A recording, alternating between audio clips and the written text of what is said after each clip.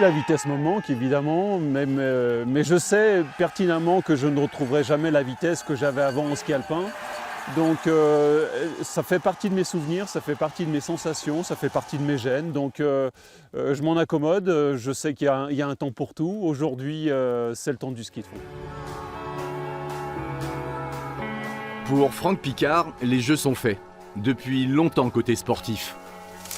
Plus récemment côté glisse.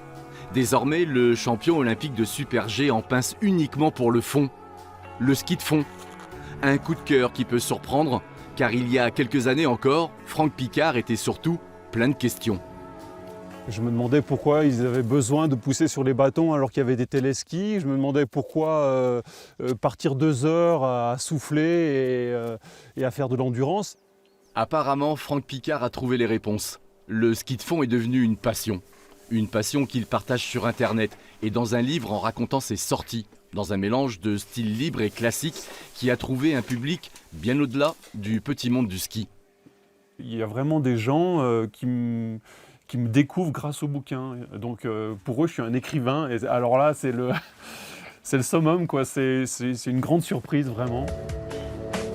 Franck Piccard continue donc à écrire son histoire loin de l'alpin, puisque c'est le ski nordique qui a pris la main. Mais de ces années passées, il reste encore quelques traces. L'esprit de compétition en fait partie. C'est vraiment le besoin de se surpasser, le besoin d'avoir un objectif de manière à ne pas faire de la promenade. C'est vraiment quelque chose qui j'ai besoin de me surpasser en faisant du sport et le fait de mettre un dossard m'amène ça. Pendant sa carrière au top niveau, le skieur a toujours été obsédé par des formats de compétition où le centième est roi, où la course ne dure qu'un bref instant. Maintenant qu'il s'est converti au ski de fond, il découvre aussi une nouvelle façon de voir passer le temps.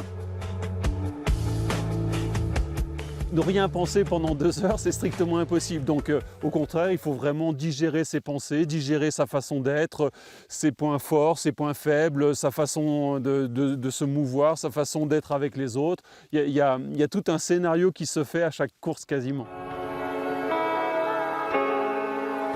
De l'alpin au nordique, il n'y a finalement qu'un pas que Franck Piccard ne regrette pas d'avoir franchi.